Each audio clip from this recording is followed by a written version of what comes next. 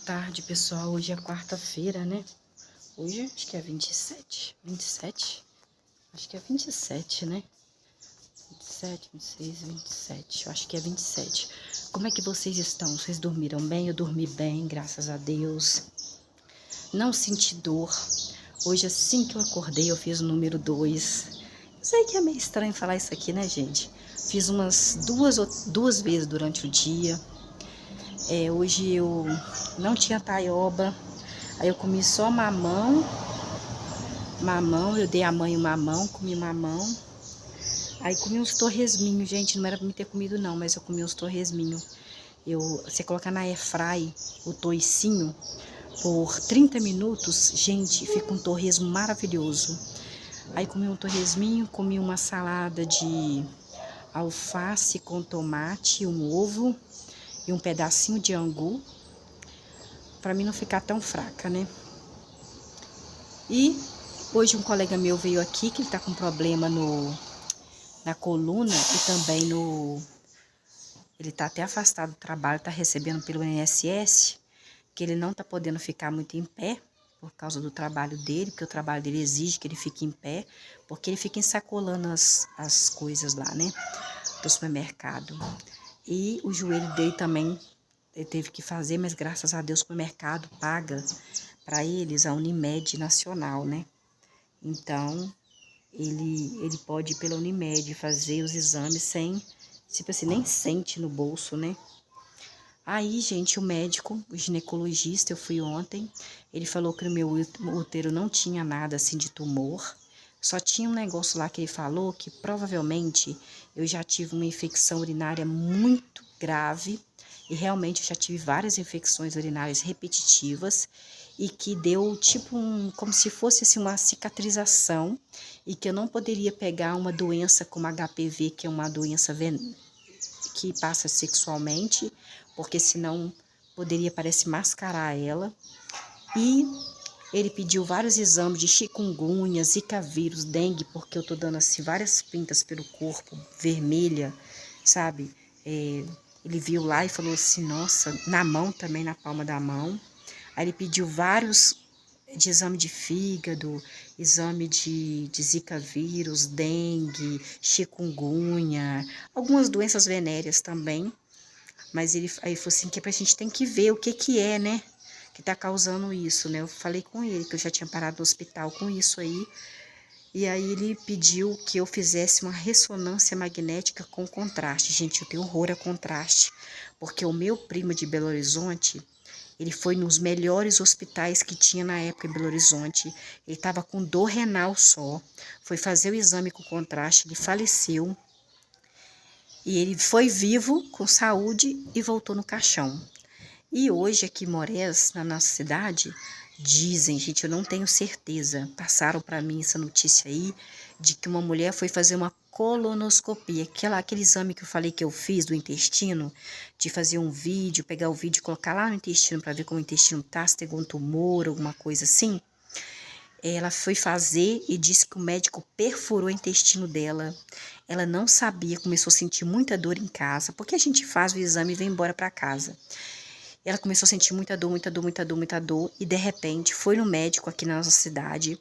O médico mandou para o Espírito Santo e ela faleceu, gente. Ela faleceu. E se você perfura um órgão, o órgão vai sangrando e a pessoa não sabe aonde que foi furado, não abre a pessoa para estancar o sangue, a pessoa morre. Ela morreu, ela está até sendo velada ali. Mas ninguém fala quem é o médico, ninguém fala a verdadeira acontecimento, mas uma hora toda a verdade vem à tona, né? Eu fiquei com medo já, né? Porque a gente tem que saber quem é o médico. Que erro foi esse? Que médico foi esse? Que desatenção foi essa? Será que foi realmente isso que aconteceu, né? E aí eu falei mesmo, eu não vou fazer essa ressonância de pelvis, porque ele disse para mim que meu útero tá limpinho, graças a Deus, que não tem nada de câncer. Já colheu o preventivo, já mandei para Belo Horizonte, para a capital. Então,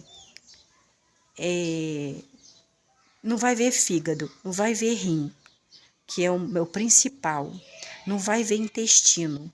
Então, para que eu vou fazer, sendo que ele falou comigo, fez os exames e falou comigo que tá tudo bem. Só tinha um negocinho lá, mas que não era nada demais, que não tinha nada de grave. Então, eu não vou fazer. É R$ 800, gente. É R$ 800 à vista para fazer com contraste. Entra dentro daquele túnel. Entra dentro daquele túnel ali, fica com aquele fone de ouvido e vem aquele troço assim, sabe? Eu não, gente, eu penso que eu vou morrer. Eu penso que o contraste vai me matar. Eu lembro do meu primo. E eu fico assim, doida. Eu já fui fazer uma vez, eu fiquei assim, sinceramente. Eu fiquei muito mal. A mãe fez e a mãe ficou normal. A mãe fez da cabeça, ela recebeu o contraste, mas eles mandaram ela tomar um remédio que é um anti-alérgico. Horas antes dela ir fazer o exame, e ela tomou um antialérgico até caríssimo. Eu não sei por que essas pessoas não fazem. Eu estou percebendo que, infelizmente, os médicos não estão tendo muita responsabilidade com a vida humana, sabe? Eu percebo que eles não têm muito interesse, não. Eles, assim, estão deixando a desejar. Eu vou contando para vocês. Estão deixando a desejar. Por exemplo, a biópsia não chegou ainda, de Belo Horizonte. Hoje eu fui lá na menina. Ela falou que era para me passar pelo Zap quanto que seria os meus exames de sangue que o médico pediu. Eu falei, eu não vou fazer esse exame da pelvis porque eu quero ver eu queria ver o meu rim. Eu gostaria de ver, eu posso fazer depois. Eu gostaria de ver o meu fígado, porque eu tô com umas, tá vendo aqui, ó, minha mão, umas bolinhas vermelhas, ó. Isso aqui pode ser fígado, gente, ó, problema no fígado. Dá cirrose. Ah, você bebe? Não, gente, quem não bebe também dá cirrose também, tá? Cirrose dá em pessoas que não bebem, em pessoas que não comem doce, dá em pessoas obesas, pessoas magras, dá, por algum motivo dá. Alguma coisa lá, imunológico, dá. Tanto que a tia do pai da minha filha ela era magrinha, uma mulher que nunca bebeu, uma mulher que não exagerava no doce, uma mulher que ela era velhinha, ela ia na igreja, que era na frente da casa dela católica, e voltava. Uma mulher assim, fiel ao marido, uma mulher de Deus, sabe? Ela deu cirrose e morreu com cirrose. Já velhinha, ela morreu. Não muito velhinha, devia ter uns 70 anos, né? É nova ainda, 70 e poucos anos que ela morreu. Ela morreu com cirrose. E ela nunca bebeu. Ela nunca foi de comer muitas coisas, porque ela tem filho médico na família. Ela teve cirrose. Ela era magrinha, magrinha, mas magrinha mesmo. Então, quando tem que dar, infelizmente tem que dar. Vamos ver da biópsia. Quando eu cheguei lá no laboratório, que eu vou fazer no mesmo laboratório os exames de sangue, aí a moça falou assim que, ó, Luciana, não chegou ainda a biópsia. Eu falei, não sei se eu quero que ela chegue ou que ela não chegue, mas um dia ela vai chegar, né? Eu vou ter que olhar. Então eu estou orando muito antes, né? Tô pedindo a Deus livramento por causa da minha mãe, gente. Minha mãe, assim, ela depende, sabe, de mim. E como é que você está? Alguém falou mal de você? Alguém deixou você triste? Você tá dodói também? Olha, eu tô dodói, o meu colega tá com dodói, tá com problema nos ossos, ele tá perdendo líquido acho que não tinha líquido na coluna, alguma coisa assim. Ele fez tomografia, tá encostado pelo INSS.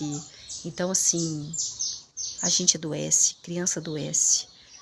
Criança vive bem. Gente, eu não tinha problema de saúde quando eu era criança. Não tinha.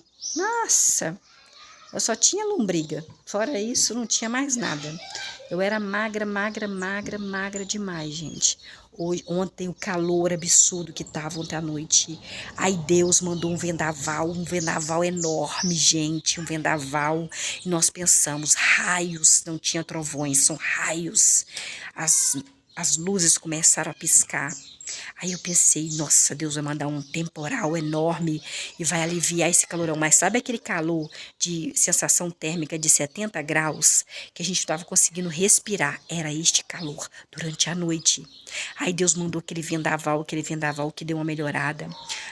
Aí hoje de manhã amanheceu assim, ó. Nós estamos de tarde, gente, é a tarde, ó. Tá nublado, mas está quente. Está nublado, mas está muito quente. Eu não sei se Deus vai fazer chover, se não vai. Ele começou a fazer chover hoje.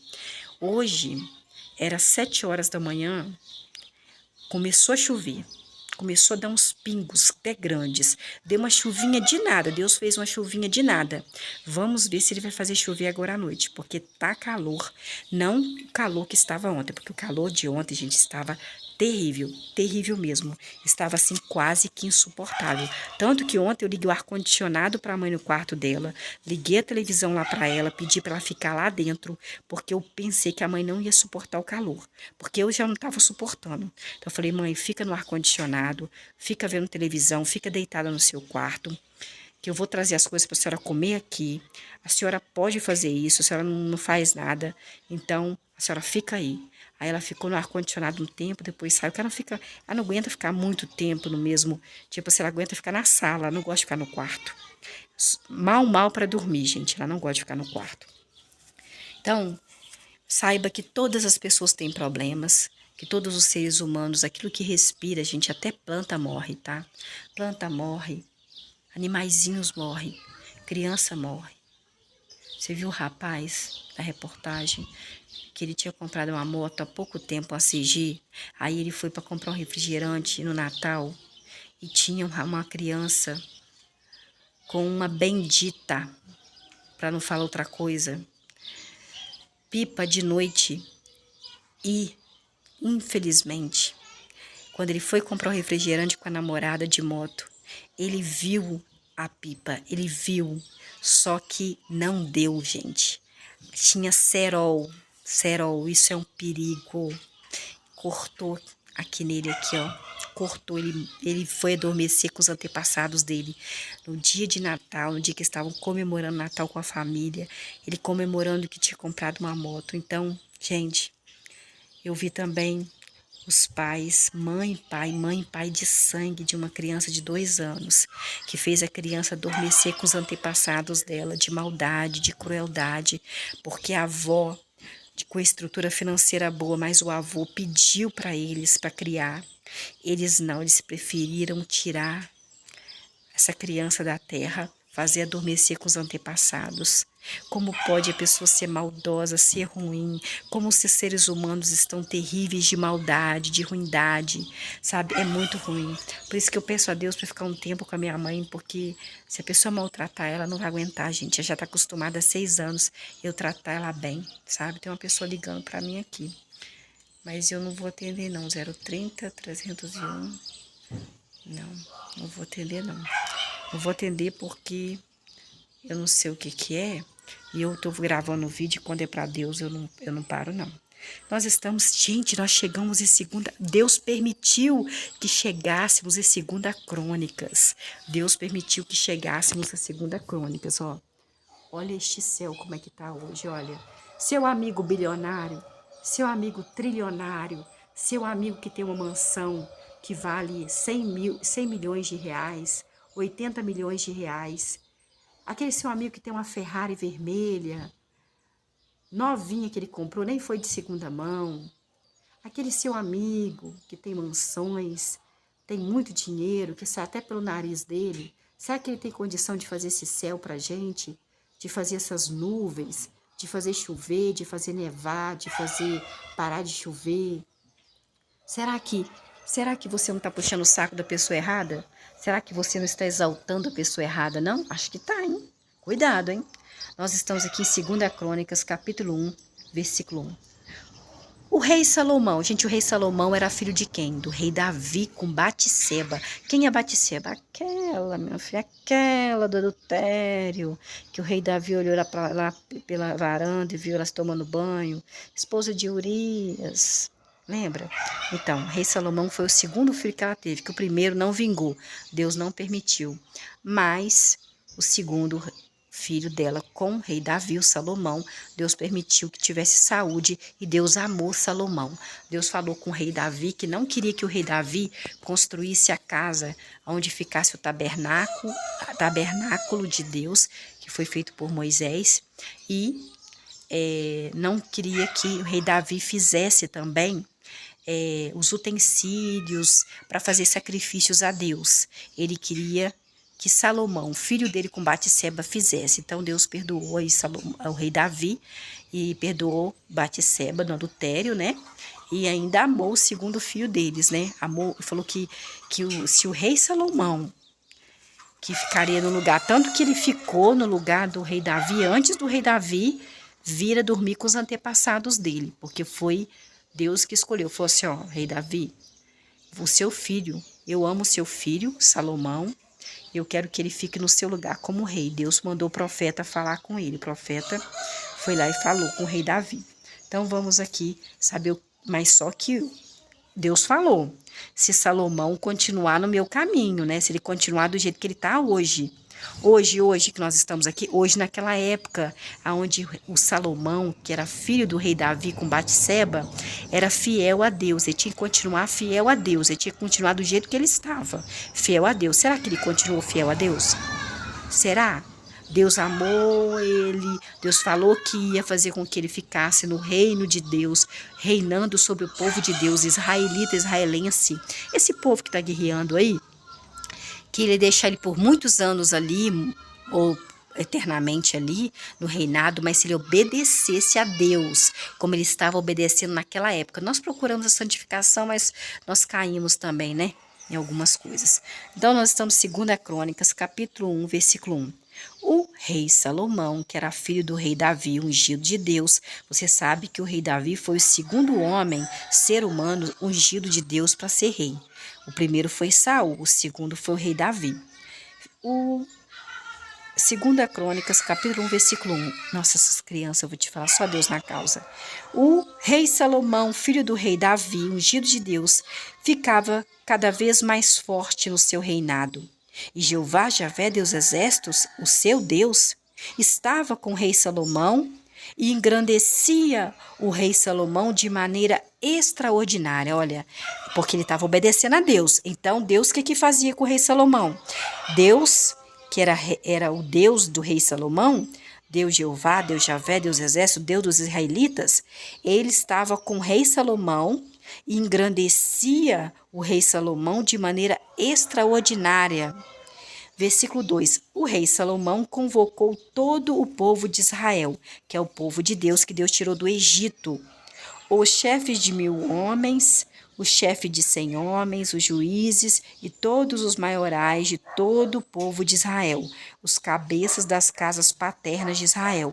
Versículo 3. Então, o rei Salomão e toda a congregação de Israel foram ao alto sagrado, no lugar chamado Gibeão. Lembra de Gibeão? Pois era ali que estava a tenda de reunião do verdadeiro Deus. Quem é o verdadeiro Deus? Quem é o verdadeiro Deus? Quem é o verdadeiro Deus? É o seu vizinho que é trilionário? É o seu vizinho que é bilionário? É o seu vizinho que tem dinheiro que sai até pela boca dele, que ele senta no dinheiro, deita no dinheiro, acorda no dinheiro? Não é, porque o seu vizinho não consegue fazer esse céu, não consegue fazer essas nuvens, não consegue fazer chover nem parar de chover, não consegue fazer lua, não consegue fazer estrela no céu, não consegue parar de nevar, não consegue fazer coisas que somente o verdadeiro Deus consegue fazer. Somente o verdadeiro Deus sabe fazer, só Ele consegue fazer. Tudo depende de Deus, nós dependemos de Deus, tudo depende de Deus.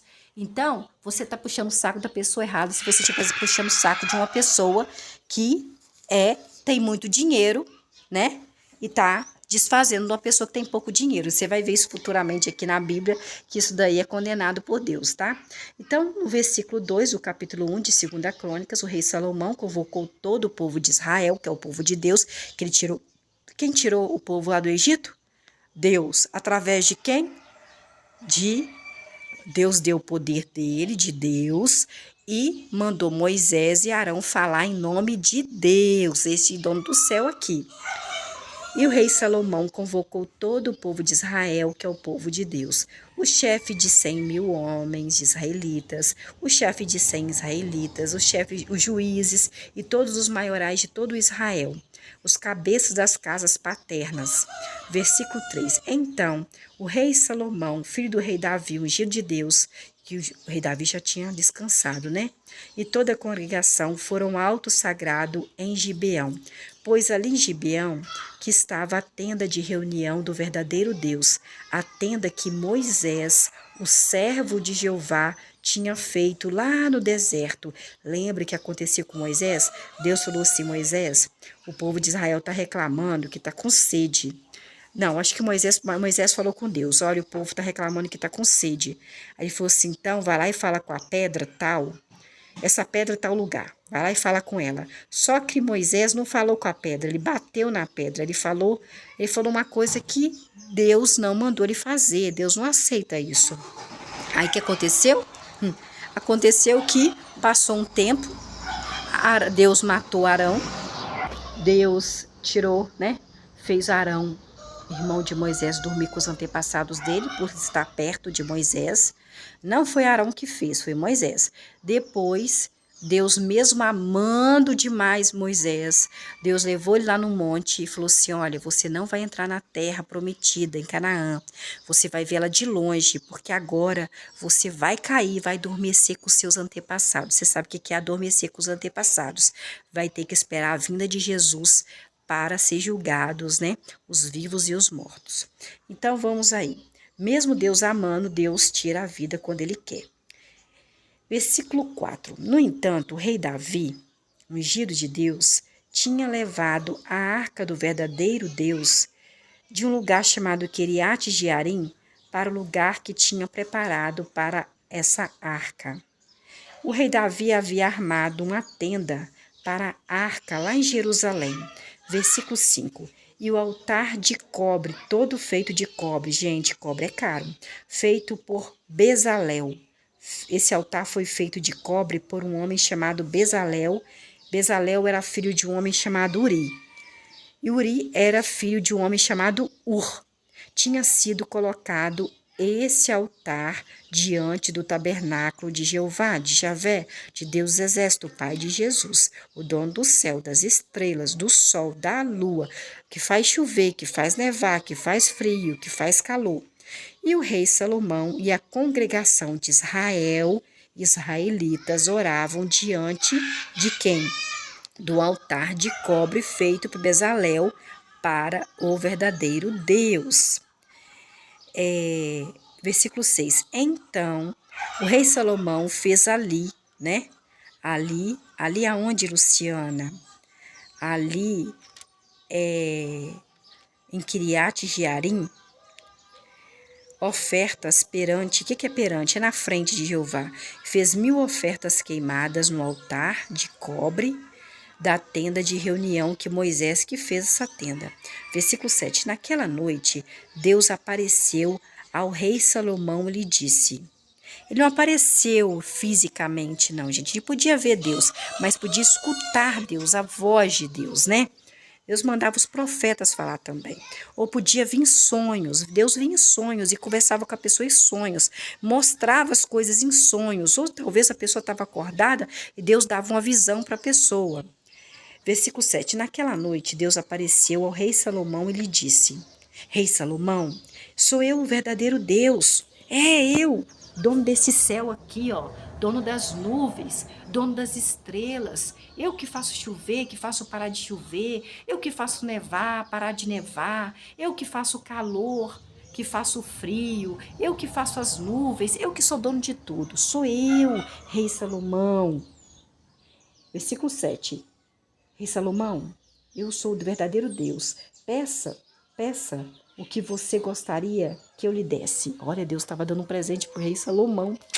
Deus estava dando um presente para o rei Salomão. Pensou Deus aparecer para você num sonho, numa visão e falar: Luciana, peça o que você quiser. Eu vou ficar em dúvida, gente. Eu quero saúde e quero paz. Muita saúde para mim e para os meus familiares que estão aqui dentro de casa e muita paz. E para os meus amigos. Vocês também, tá? Versículo 2. O rei Salomão convocou todo o povo de Israel, os chefes de 1000 homens, os chefes de 100 homens, juízes e todos os maiorais de todo o povo de Israel e os cabeças das casas paternas. O que é o cabeça? O pai não é o cabeça? Versículo 3. Então, o rei Salomão e toda a congregação de Israel foram ao alto sagrado, um lugar chamado Gibeão, pois era em Gibeão que estava a tenda de reunião do verdadeiro Deus, a tenda que Moisés, o servo de Jeová, tinha feito lá no deserto. Versículo 4. No entanto, o rei Davi tinha levado a arca do verdadeiro Deus para um lugar chamado Kiriat Jearim, para o lugar que tinha preparado para essa arca. E o rei Davi havia armado uma tenda lá em Kiriat Jearim em Jerusalém para a arca. Versículo 5. E o altar de cobre feito por um homem chamado Bezalel. Bezalel era filho de um homem chamado Uri. E Uri era filho de um homem chamado Ur. Tinha sido colocado diante do tabernáculo de Jeová. E o rei Salomão e a congregação de Israel oravam diante do tabernáculo de Jeová, de Javé, de Deus do Exército. Versículo 6. Então o rei Salomão fez ali ofertas perante na frente. Eu estou aqui na frente de Deus. Deus está me vendo, Deus está me escutando, Deus sabe quem sou eu. E sabe quem é você também que está aí do outro lado. Ele sabe os seus pensamentos, ele sabe o que você vai falar, se você está rindo, se você está chorando. Ele sabe de tudo sobre você. Deus, você está perante Deus. Então, o rei Salomão fez ali ofertas perante Jeová, Javé, Deus do Exército, o papai de Jesus, e fez mil ofertas queimadas no altar de cobre da tenda de reunião de Deus. Versículo 7. Naquela noite, Deus apareceu ao rei Salomão, filho do rei Davi, com Batseba, e disse: Rei Salomão, peço que você gostaria que eu, Deus, lhe desse, porque eu tenho o poder de dar o que você quiser. Eu sou Deus, eu sou dono das estrelas, das nuvens, do calor, do frio, do céu. Eu sou dono de coisas que são impossíveis aos seres humanos.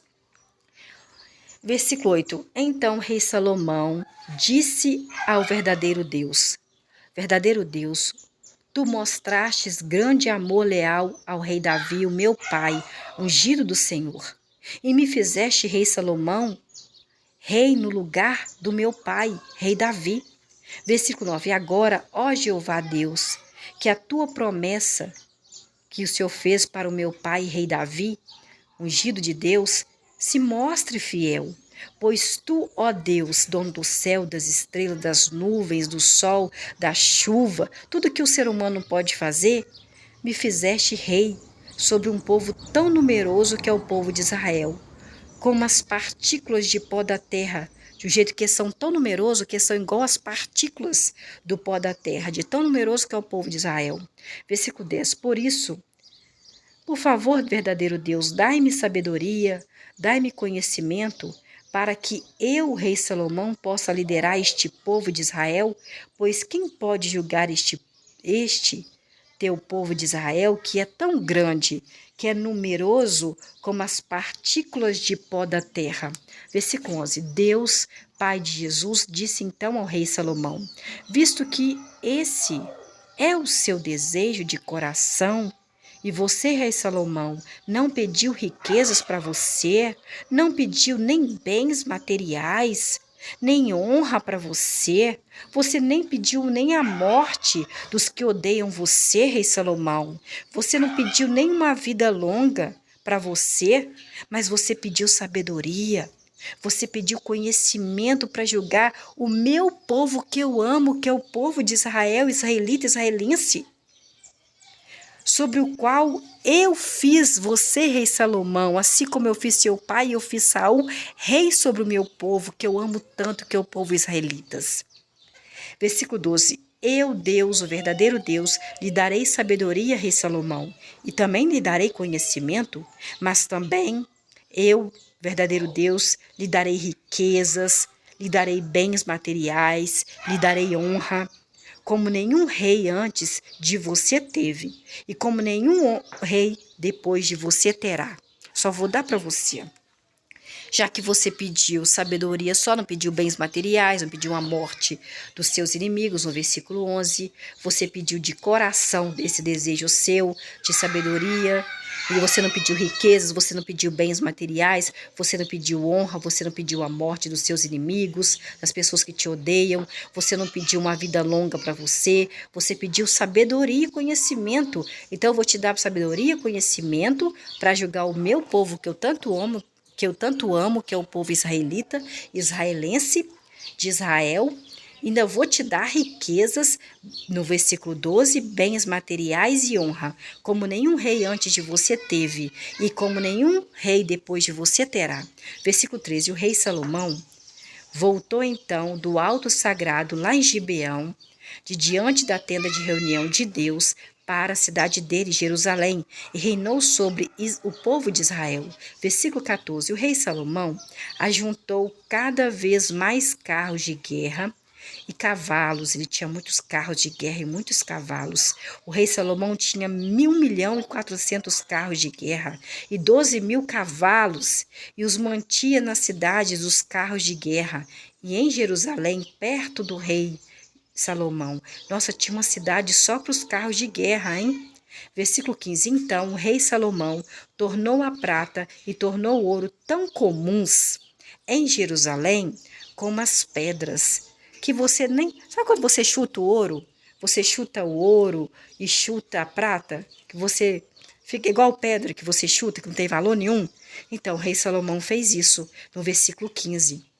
E tornou a madeira de cedro, que Deus tanto gosta, tão comum como os sicômoros da Cefelá. Isso eu não sei falar o que é.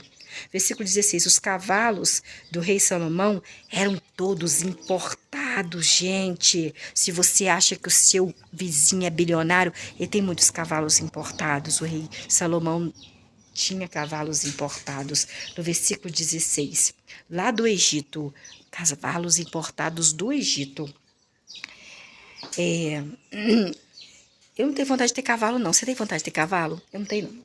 Mas o rei Salomão, ele tinha que ter cavalos, né? Por causa da guerra, né? Guerreavam muito. Versículo dizer, os cavalos do rei Salomão eram importados do Egito. O grupo dos mercadores do rei Salomão comprava manadas de cavalos do Egito por um preço estabelecido. Versículo 17, cada carro de guerra importado do Egito custava 600 peças de prata, e um cavalo do Egito custava 150 peças de prata. E o rei Salomão era muito sabedor. A sabedoria que Deus deu para ele. Ele fez desvalorizar a prata e o ouro lá em Jerusalém. Aí o povo nem estava nem aí para o ouro, para a prata, mas no Egito a prata e o ouro valia muito, entendeu? Olha, desvalorizava aqui. Vamos supor que é desvalorizado o real, né? O real é desvalorizado. Então, quem vem dos Estados Unidos com a moeda americana, que é o dólar vale mais do que na nossa moeda aqui, né?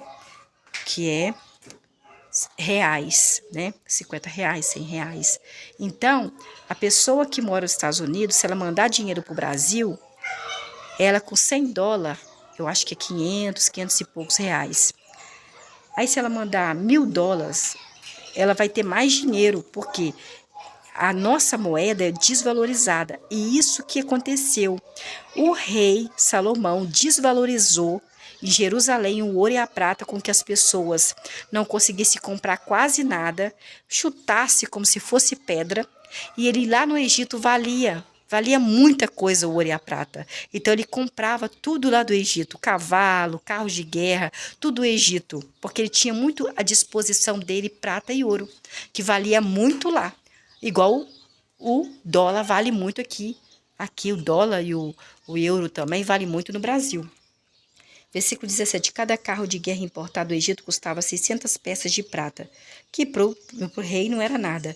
E um cavalo egípcio custava 150 peças de prata. E eles os exportavam para todos os reis dos hititas e para os reis da Síria também. Gente, como Deus deu sabedoria para o rei Salomão, né? Ele, já que ele é o rei, ele poderia desvalorizar qualquer coisa, é igual o presidente da república, pode desvalorizar qualquer coisa, desvaloriza o real, Aí o presidente dos Estados Unidos valoriza o dólar, o presidente, né, os deputados, os governantes, os reis lá da Inglaterra valoriza o euro. E aí, quando as pessoas vêm para cá, vale mais, manda o dinheiro para cá, junta o dinheiro mais rápido. Compra mais barato aqui no Brasil, entendeu?